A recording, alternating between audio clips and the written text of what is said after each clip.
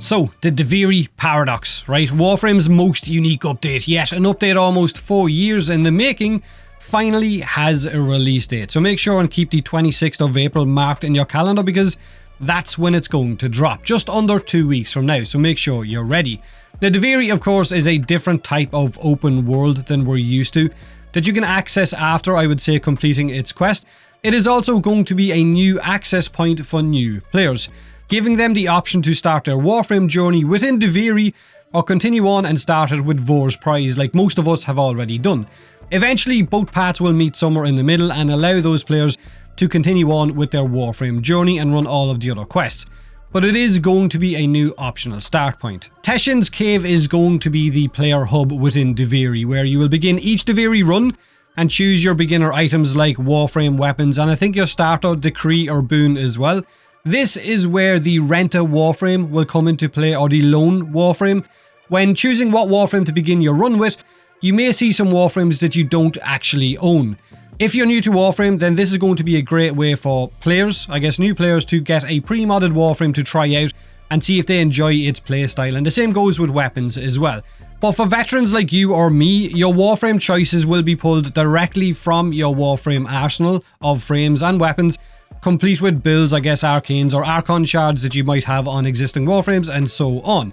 The world of Duviri, of course, is under the emotional control of Dominus Thrax, the world's ruler. A ruler who apparently has 5 different emotions that will change how the world reacts. Anger, which makes the world harsher and bolsters enemies with fire. Happiness, which makes the world more colourful. Envy, which turns everything moody and gives enemies poison damage. And sadness, which is melancholy and strips the world of colour. And of course the calm mode, which is the mood for players running the actual quest. Now, I'm going to repeat what I said on my DevStream 168 video. Thrax is childlike anytime we've seen him in videos, and the Zaramon is half in and half out of Duviri.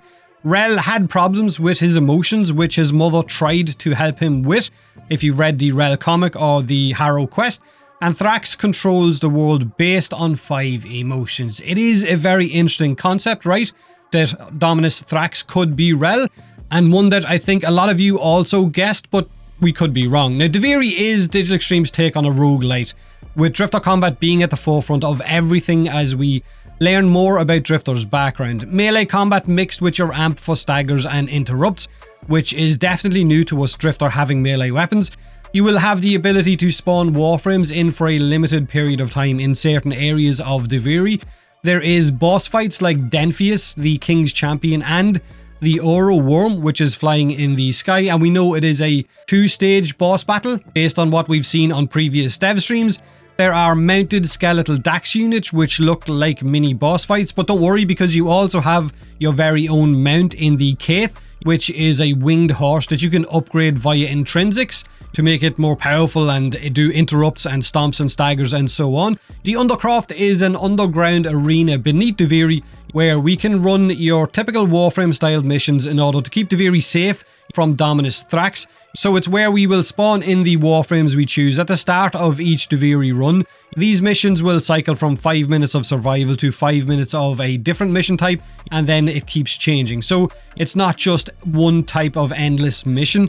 Duviri, of course, has no mining in it. It has got conservation. It also has got a different type of mini fishing game where you're going to take control of a ravenous maw in order to farm those fish and I guess get the materials we're probably going to need to build stuff. Drifter has 4 sets of intrinsics for each of us to level.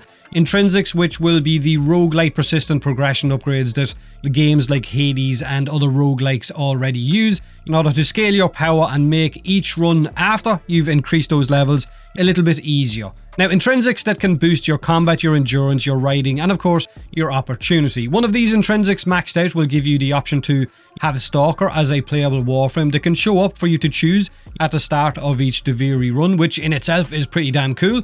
And in each Duviri run, you will have to complete objectives to get decrees or boons. Decrees are the roguelite buff system that can upgrade your Drifter to serious amounts of power creep for that given Duviri run. And when choosing to play Duviri, there are 3 different options. There is the Lone Story, which is narrative focused and devoid of activities. The Duviri Experience, which is story and activities And then there is the circuit mode, which I think they said is endless styled Warframe missions. Now, the Incarnon weapon system is also being expanded on with this update. Some of our older weapons with Duviri can be transformed with the help of these upcoming Incarnon adapters. Weapons like the Brattons, the Latos, the Scanners, and so on can soon be evolved, complete with Incarnon skill trees, which will change how these weapons perform. So that's pretty much the basics of what we know so far about the Duviri update on what they've shown off during previous dev streams. The 26th of April is the date, like I said at the start of the video. Keep it checked. Have a great day, and as always, thanks very much for watching.